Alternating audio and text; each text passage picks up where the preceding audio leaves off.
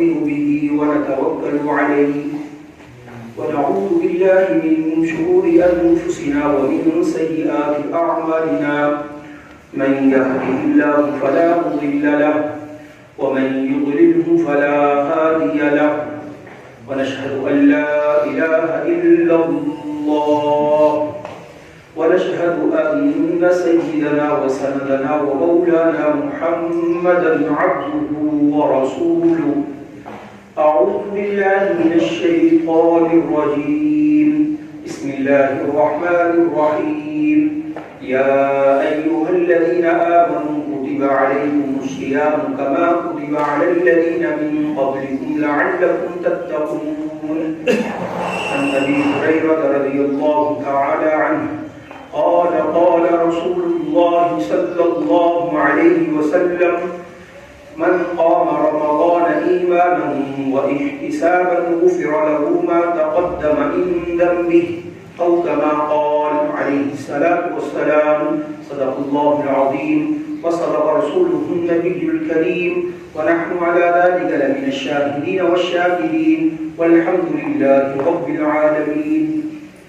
عقیدت سے محبت سے دعا کر لیں.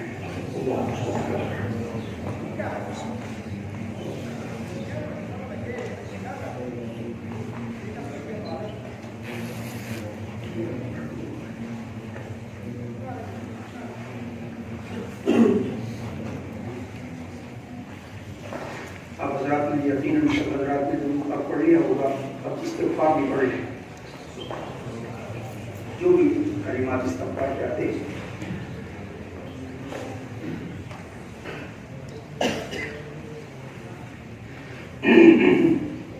یہ ایسے تو ہر وقت استغفار درود پاک پڑھنے کا حکم ہے، بالخصوص اس موقع پر.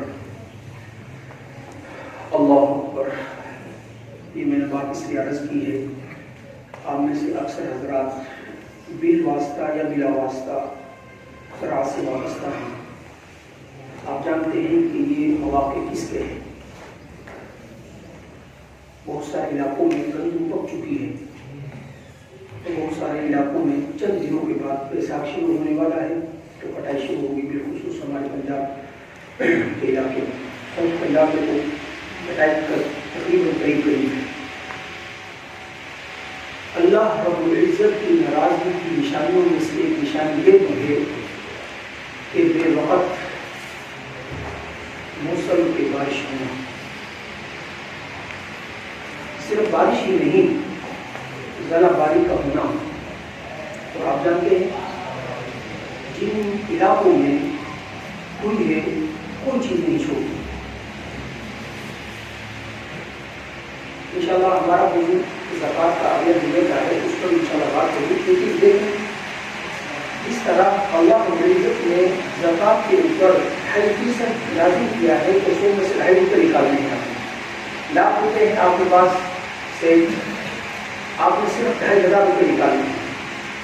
اگر نہیں نکالو گے 2,500 روپے تو وہ 97.5 میں تباہ و برباد ہو جائیں گے. مثالیں آپ 100 نہیں 1,000 مثالیں میں آپ کو دلوا سکتا ہوں. آپ حضرات مجھ سے بڑے ہی بہتر جانتے ہیں. اسی طرح جس طرح مال، سونا چاندی، مال تجارت اور نقد روپے پر زکوٰۃ ہے، کسی طرح زمین جو بھی اگلے جو بھی پیدا کرے اس پر عشر ہے. اس زکوٰۃ کا نام کیا دیا گیا ہے؟ عشر. قرآن کریم میں ارشاد فرمایا وَآتُوا حَقَّهُ يَوْمَ حَصَادِهِ.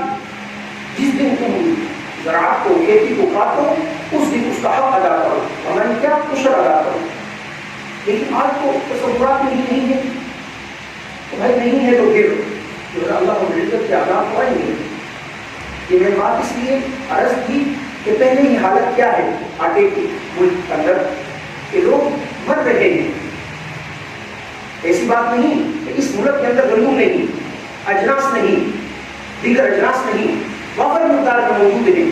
لیکن کیا ہے کہ ہم نے اللہ کے احکامات کو توڑا ہے، اللہ کو ناراض کر دیا ہے. سب کچھ ہونے کے باوجود ہماری پہنچ سے دور ہے. ہمارے پاس روپیہ بھی ہے، پیسہ بھی ہے، سب کچھ ہے، لیکن ہم اس کو حاصل نہیں کر سکتے. کیوں؟ اس لیے کہ ہم نے اللہ کو ناراض کر دیا ہے. میرے عزیز دوستو، یہ رمضان مبارک کا مہینہ، مبارک مہینہ، یہ اللہ کو راضی کرنے کا مہینہ ہے، اللہ کو منانے کا مہینہ ہے، اللہ رب العزت کے سامنے اپنے گناہوں سے معافی مانگنے کا مہینہ ہے۔ تو اللہ رب العزت نے قرآن کریم فرقان حمید میں ارشاد فرمایا، یا ایھا الذین آمنوا، اے ایمان والو، کتب علیکم الصیام، تمہارے اوپر روزے فرض کیے گئے ہیں، کما کتب علی الذین من قبلکم، جیسا کہ تم سے پہلے امتوں پر روزے فرض کیے گئے تھے، لعلکم تتقون، تاکہ تم پرہیزگار بن جاؤ۔ اب دیکھیں قرآن کریم کی اس آیت کا اگر آپ غور فرمائیں گے تو آپ کو معلوم ہوگا کہ اللہ رب العزت کل کائنات میں سے انسانوں سے مخاطب نہیں، ایمان والوں سے مخاطب ہے۔ اے ایمان والوں، یا ایھا الذین آمنوا، اے ایمان والوں، ایمان والوں سے مخاطب ہے۔ باقی سب انسان سے نکل گئے، جو بے ایمان والے کافر ہیں، غیر مسلم ہیں، وہ نکل گئے۔ کتب علیکم الصیام، یہاں پر کتبہ فریضہ کے معنی میں ہے کہ فرض کیے گئے ہیں تمہارے اوپر روزے۔ لہٰذا اب یہاں پر ایک بات یہ بھی آتی ہے، نکتہ یہ بھی علماء نے بیان فرماتے ہیں کہ اگر انسان صحیح تندرست اور جو ہے نا مقیم ہونے کی حالت میں، مریض بھی نہیں ہے، مقیم بھی ہے، تندرست بھی ہے، اگر اس کے باوجود بھی روزہ نہیں رکھتا تو وہ اپنا خیال کرے، غور و فکر کرے اپنے ایمان پر، کیوں؟ اللہ تو ایمان والوں سے مخاطب ہے، یہ روزہ نہیں رکھ رہا، پھر یہ اپنے ایمان کی خیر منائے۔ ایمان والے تو اپنے آقا مولا احکم الحاکمین رب کے سامنے آمنا وصدقنا کرتے ہیں۔ آپ خود بتائیں کہ آپ کا ملازم ہو، ہماری کیا حیثیت ہے؟ کیا بدی کا شعبہ، ہمارے نچلے درجے کا کوئی ملازم ہو، اس کے ترتیب ذرا 5 سے 6 نمبر پڑے، وہ ہم افسر ہیں، ہماری اگر بات نہ مانے گا 1 مرتبہ 2 مرتبہ 4 مرتبہ، ہم کیا کریں گے؟ بھائی جاؤ اپنے گھر میں، اگر تم نے بات نہیں مانی تو جاؤ، کیا ضرورت ہے ہم پر آنے کی؟ بھائی وہ احکم الحاکمین ہے، ہماری کیا حیثیت ہے؟ ہمارے نیچے 2 4 10 150 افراد ہوتے ہیں، پوری بادشاہی اس کی ہے۔ وہ فرما رہا ہے، اے ایمان والوں، آمنوا کتب علیکم الصیام، ایمان والوں تمہارے اوپر روزے فرض کیے گئے ہیں۔ لہٰذا روزوں کا چھوڑنا یہ بہت بڑی بدبختی ہے۔ کما کتب علی الذین من قبلکم لعلکم تتقون، صرف یہاں پر اللہ رب العزت نے اپنے لہجے کو ذرا نرم فرمایا ہے کہ ایمان والو، یہ کوئی ایسا مشقت والا کام میں تمہیں حکم نہیں دے رہا جو تم نہیں کر سکتے، ایسی بات نہیں ہے۔ کیوں؟ اس لیے کہ اس سے پہلے یہ کام تم سے پہلے امتیں کرتی نہیں ہیں۔ کما کتب علی الذین من قبلکم، تم سے پہلی امتوں پر یہ روزے فرض کیے گئے تھے۔ اب وہاں پر فرض کس طرح تھے؟ تفصیلات میں، ایام مختلف تھے، وقت مختلف تھا، اور جو ہے نا دن مختلف تھے۔ اس طرح روایت میں آتا ہے سیدنا آدم علیہ السلام ایام بیت کے روزے رکھا کرتے تھے، 13 14 15 قبلی اعتبار سے 13 14 15 تاریخ۔ اس امت پر یہ روزہ رکھنے مستحب ہے، اللہ کے نبی صلی اللہ علیہ وسلم بھی رکھا کرتے تھے۔ اسی طرح نوح علیہ السلام کے متعلق ان کی قوم کے متعلق آتا ہے، ان کی فطرت کے اندر ذرا یہ جو انسان کے اندر 2 مادے ہیں، ایک فرشتوں والا مادہ، ایک جانوروں والا مادہ، جس کو صفت بہیمیت اور جو ہے نا فرشتوں کی صفت کہا جاتا ہے، ان کے اندر صفت بہیمیت وہ غالب تھی، اس لیے ان کو یہ حکم دیا گیا تھا کہ وہ سال بھر روزے رکھیں۔ سیدنا داؤد علیہ السلام ایک دن روزہ رکھتے، ایک دن افطار کرتے۔ اسی طرح ہم نے پڑھا ہے کہ سیدنا موسیٰ علیہ السلام کی قوم پر 40 دن انہوں نے روزے رکھے، اور اسی طرح حضرت عیسیٰ علیہ السلام کی قوم پر بھی 30 دن کے روزے تھے۔ لیکن کیا ہوا؟ اب جس وقت روزے آئے نا گرمی کی، جون جولائی کے، آپ بہتر جانتے ہیں، الحمدللہ اللہ کی فضل سے، اللہ کی توفیق سے آپ حضرات رہتے ہیں، اس وقت لو پڑتی ہے جسم پر، تو جسم کا تمام پانی خشک ہو جاتا ہے۔ لیکن الحمدللہ اس امت کے افراد رکھے ہیں، تو جس وقت ان پر یہ وقت آیا نا تو ان کا بادشاہ بیمار ہو گیا۔ اس نے کہا کہ مجھے اگر شفا ملے نا تو میں ان 30 میں 10 کا اضافہ کر دوں گا اور ان کو تبدیل کر دوں گا۔ اب آپ جانتے ہیں کہ قمری جو مہینے ہیں وہ شمسی اعتبار سے، شمسی مہینے وہ فکس ہیں، جو سردیوں کا مہینہ ہے دسمبر میں وہ سردیوں میں ہی آئے گا، وہ کبھی گرمیوں میں نہیں آ سکتا، آپ بہتر جانتے ہیں جون کا جو مہینہ ہے گرمیوں میں سردیوں کبھی نہیں آ سکتا، لیکن قمری پورے سال کے اندر چکر لگاتے ہیں، کبھی سردیوں میں کبھی گرمیوں میں کبھی سردیوں میں، اس طرح کبھی موسم میں بہار میں کبھی خزاں میں وغیرہ۔ اب جس وقت ان کے پاس یہ جون جولائی کے مہینے میں روزے آئے تو اس نے کہا کہ اس کو میں چینج بھی کر دوں گا، 10 کا اضافہ کر دوں گا، اب 30 سے 40 ہو گئے، اور چینج کر دیا۔ پھر اس کے بعد ایک اور بادشاہ ان کا گزرا تو اس نے کہا اگر مجھے شفا مل گئی تو میں 7 کا اضافہ کر دوں گا، 47 ہو گئے۔ پھر علماء نصارہ نے مل کر کہا کہ 47 ہو گئے، کیوں نہ 3 کا وہ اضافہ کر دیا جائے، انہوں نے 50 مکمل کر دی۔ تو خیر پہلی امتوں پر روزے فرض ہیں، تمہارے اوپر بھی روزے فرض کیے گئے ہیں، کیوں؟ لعلکم تتقون، تاکہ تم تقوی اختیار کرو۔ میرے عزیز دوستو، تقوی نام ہے دل کے اندر اللہ رب العزت کے ڈر اور خوف کا۔ تقوی نام ہے کہ میں جو عمل کر رہا ہوں، جو فعل کر رہا ہوں، جو میں ہاتھ سے لکھ رہا ہوں، آیا میرے اس قول فعل عمل سے اللہ رب العزت راضی ہوتے ہیں یا ناراض ہوتے ہیں؟ اگر راضی ہوتے ہیں تو میرے یہ قول فعل یہ عمل یہ کرنا چاہیے، اگر اللہ رب العزت کی ذات ناراض ہوتی ہے تو اگر اس بات سے رک جائے، اس قول فعل عمل سے رک جائے تو یہ شخص کیا ہے؟ متقی ہے۔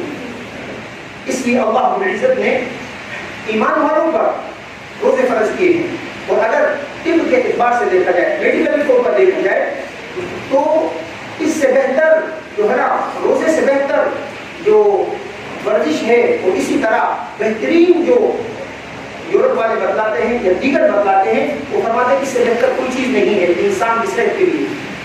اور عقلی تقاضا بھی یہی ہے کہ کوئی بھی مشینری ہے اگر وہ مسلسل چلے گی، آپ کبھی اس کو سانس نہیں لیں گے، اس کو بریک نہیں کریں گے تو ایک دن کے بعد وہ ناکارہ ہو جائے گی۔ تو یہ نظام ہے اندر والا، اگر آپ اس کو ہر وقت چلائے رکھیں گے، کبھی اس کو وقفہ نہیں دیں گے تو یہ بھی ختم ہو جائے گا۔ اللہ رب العزت کی طرف سے یہ حکم ہے، خیر طب جو بھی کہتے رہے لیکن ہمیں حکم کیا ہے کہ ہم روزہ رکھیں۔ اور روزہ نام کس چیز کا ہے؟ صبح صادق سے لے کر غروب آفتاب تک کھانے پینے اور نفسانی خواہشات سے رکنے کا نام روزہ ہے۔ دیکھیں صبح صادق سے لے کر طلوع آفتاب تک، یہاں پر ایک بات کی تصریح کرتے چلے، بعض لوگوں کے یہاں غلط فہمی ہو جاتی ہے کہ وہ کہتے ہیں کہ ہم سحری اس وقت تک جاری رکھیں گے جب تک اذان ہوتی رہے گی۔ ہمارے قریب محلے کی مسجد ہے، دور سے آوازیں آ رہی ہیں، اس وقت تک جو ہے نا ہم سحری جاری رکھیں گے۔ میرے عزیز دوستوں، میں آپ سے پوچھتا ہوں، آج بروز جمعہ افطار کس ٹائم ہے؟ 6:18۔ اگر کوئی شخص 17 منٹ میں کھول لیتا ہے تو پھر اس کا روزہ ختم ہو گیا نا، کیوں؟ اس نے 1 منٹ پہلے کھولا ہے۔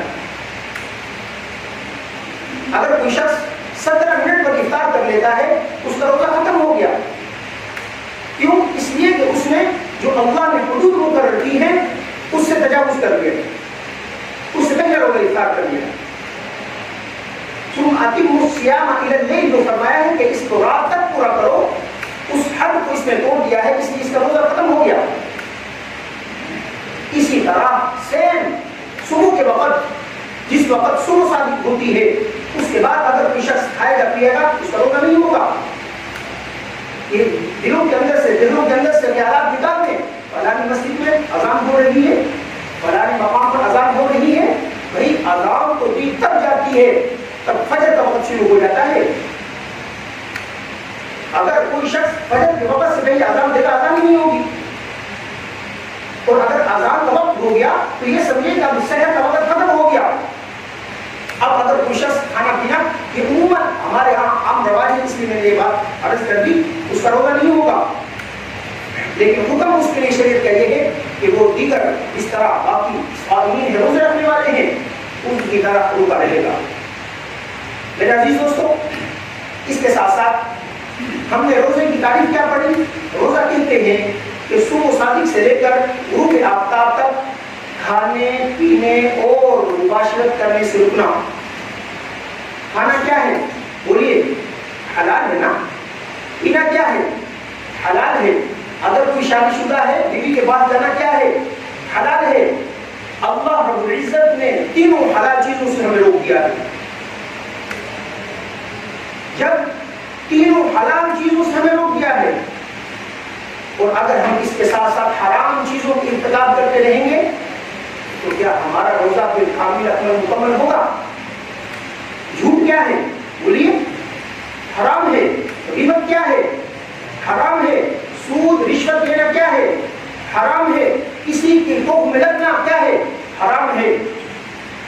اور اسی طرح لوگوں کے مال کو غصب کرنا، یہ تمام وہ امور جو حرام ہے. جب حلال چیزوں سے اللہ رب العزت نے روک دیا ہے تو حرام چیزوں سے بطریقہ اولا رکنا ضروری ہے.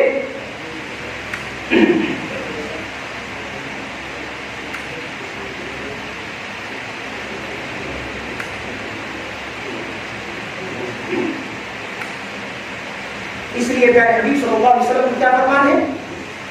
بہت سارے روزہ دار ایسے ہیں جن کو سوائے بھوکا پیاسا رہنے کے کچھ نہیں ملتا. کیوں؟ اس لیے کہ انہوں نے روزہ رکھا، حلال چیزوں کو ترک کر دیا لیکن حرام چیزوں سے نہیں رکے. میرے عزیز دوستو، اس لیے انتہائی ضروری ہے کہ جہاں پر ہم حلال چیزوں سے رک جاتے ہیں وہاں پر حرام چیزوں سے بطریقہ اولا رکیں. اگر نہیں رکتے تو بھی بڑا حساس مسئلہ ہے. پھر پیارے حبیب صلی اللہ علیہ وسلم کا فرمان ہماری طرف بھی متوجہ ہوگا. تو لہذا خاص اہتمام کیا جائے. اسی طرح اس مبارک مہینے کی دن کے وقت جو عبادت ہے وہ روزہ ہے، رات کے وقت کی عبادت وہ قیام اللیل ہے. سیدنا ابو ہریرہ رضی اللہ تعالیٰ عنہ روایت کرتے ہیں. اب اس میں بھی بہت سارے حضرات غفلت برتتے ہیں. وہ کہتے ہیں کہ ضرورت نہیں تراویح پڑھنے کی. میرے عزیز دوستوں کیوں ضرورت نہیں؟ یہ تو اس ضرورت کا اندازہ کل قیامت کے دن ہوگا. روایت آتا ہے کہ ایک انسان کا فیصلہ کر دیا جائے گا، صرف اس کی ایک نیکی ہوگی جو اس کو جنت کے جہنم پہنچانے کے لیے ہوگی. ایک نیکی کم ہوگی. اللہ پاک اس کے ارشاد فرمائیں گے جاؤ ایک نیکی لے آؤ، تمہارا جنت میں جانے کا فیصلہ ہو گیا. اب وہ ایک نیکی کے لیے اپنے والد، والدہ، بیوی، بچوں، رشتہ داروں کے پاس جائے گا. ہر ایک انکار کر دے گا، کہے گا کہ میں زیادہ اس وقت اس سے زیادہ مستحق ہوں کہ میں خود ضرورت مند ہوں، تمہیں نیکی کہاں سے دے دوں. ماں کہے گی ٹھیک ہے 9 ماہ میں نے پیٹ میں پالا، پھر تمہیں دودھ پلایا، مشقتیں برداشت کی، لیکن اس وقت تم سے زیادہ میں محتاج ہوں نیکی کی. تب پتہ چلے گا کہ اس کی کیا فضیلت ہے اور کیا اس پر ملنے والا ہے، کیا ضرورت ہے. سیدنا ابو ہریرہ رضی اللہ تعالیٰ عنہ روایت کرتے ہیں آقا کریم رؤوف الرحیم سرکار دو عالم صلی اللہ علیہ وسلم نے ارشاد فرمایا کہ جو شخص قام کھڑا ہوا رمضان کے اندر ایماناً و احتساباً، شرط کیا ہے کہ ایمان ہو اور احتساباً نیکی کی امید ہو. نیکی کی نیت رکھتے ہوئے ایمان کی حالت میں جو شخص رمضان کی راتوں میں کھڑا ہوا، تراویح پڑھی جس نے، فرمایا غفر لہ ما تقدم من ذنبہ. اللہ رب العزت تراویح کی برکت سے اس سے پہلے جتنے گناہ ہوئے ہیں صغیرہ گناہوں کو اللہ رب العزت معاف فرما دیں گے، بخش دیں گے. میرے عزیز دوستو، صغیرہ گناہوں کا معاف ہو جانا کوئی کم فضیلت والی بات نہیں، بہت بڑی فضیلت کی بات ہے. اس لیے ہمیں کوشش کرنی چاہیے کہ اپنے ان قیمتی اوقات کو مزید قیمتی بنائیں. ہماری زندگی قیمتی لمحات غفلت میں گزر رہے ہیں.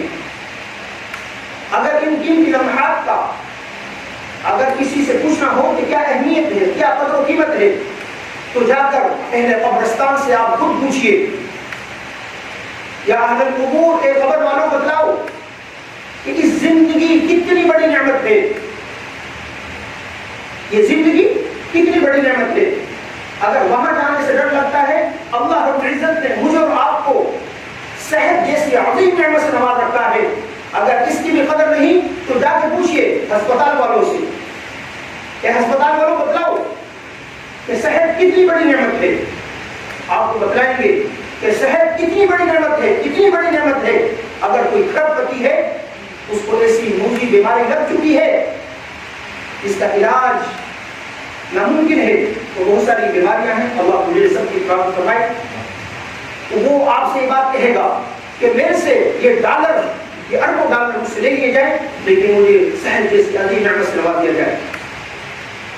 میرے عزیز دوستو، صحت کی قدردانی کیا ہے کہ اللہ رب العزت نے جو مجھے اور آپ کو یہ موقع دیا ہوا ہے صحت جیسی صورت میں، عظیم نعمت کی صورت میں، اس کی قدردانی یہ ہے کہ ہم دن کو روزہ رکھیں، تراویح پڑھیں.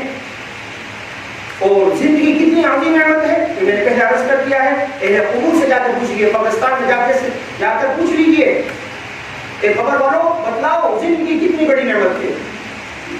اللہ کے نبی صلی اللہ علیہ وسلم نے ارشاد فرمایا کہ لوگ صحت اور فراغت کے متعلق بڑے غفلت برت رہے ہیں. جس وقت انسان سے صحت چلی جاتی ہے نا، پھر انسان افسوس کرتا ہے، پھر ہائے افسوس کرتا ہے کاش کہ مجھے صحت مل جائے. اور جس وقت زندگی ختم ہو گئی پھر دوبارہ نہیں ملے گی. یہ اللہ کا دستور ہے، قانون ہے، منشور ہے. ہاں دیگر ادیان والے جس طرح نصارہ ہیں، ان کے ہاں ہو سکتا ہے وہ ہم خیالی کے پڑاؤ بتاتے رہتے ہیں کہ دوسرا جنم ہمارا کہاں پر ہوگا، کہاں پر ہوگا. لیکن ایمان والوں مسلمانوں کا یہ عقیدہ ہے بس زندگی ایک مرتبہ ملی ہے، دوبارہ نہیں ملے گی. اس لیے میرا عزیز دوستو، رات کو کیا کرنی ہے، کوشش کرنی ہے، خواتین بھی اور بچے بھی، جوان بھی تراویح پڑھیں.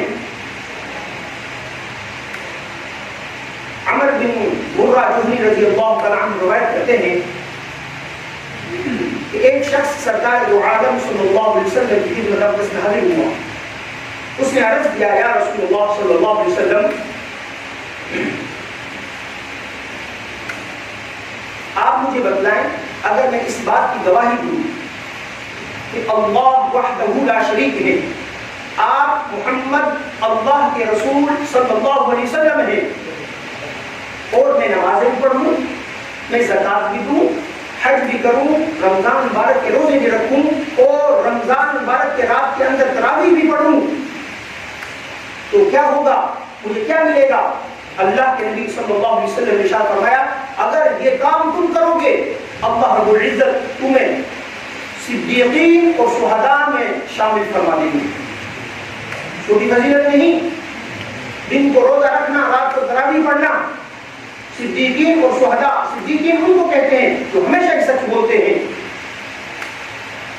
تو میرے عزیز دوستو، اس لیے کبھی بھی تھوڑی بہت انسان کے اوپر بیماری بھی آ جاتی ہے، تھکاوٹ بھی آ جاتی ہے، اس کو بہانہ نہ بنائیں.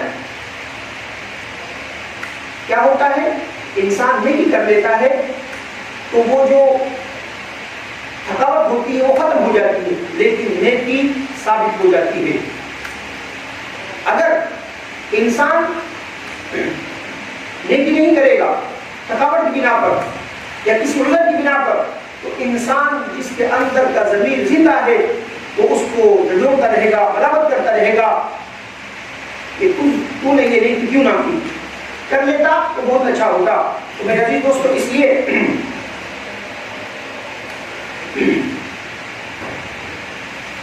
سیدنا عبد الرحمن بن عوف رضی اللہ تعالیٰ عنہ روایت کرتے ہیں، سرکار دو عالم صلی اللہ علیہ وسلم نے ارشاد فرمایا، بے شک اللہ تبارک و تعالیٰ نے رمضان مبارک کے روزوں کو تمہارے اوپر فرض کیا ہے، اور میں محمد صلی اللہ علیہ وسلم رات کی تراویح کو تمہارے اوپر سنت مؤکدہ قرار دیتا ہوں.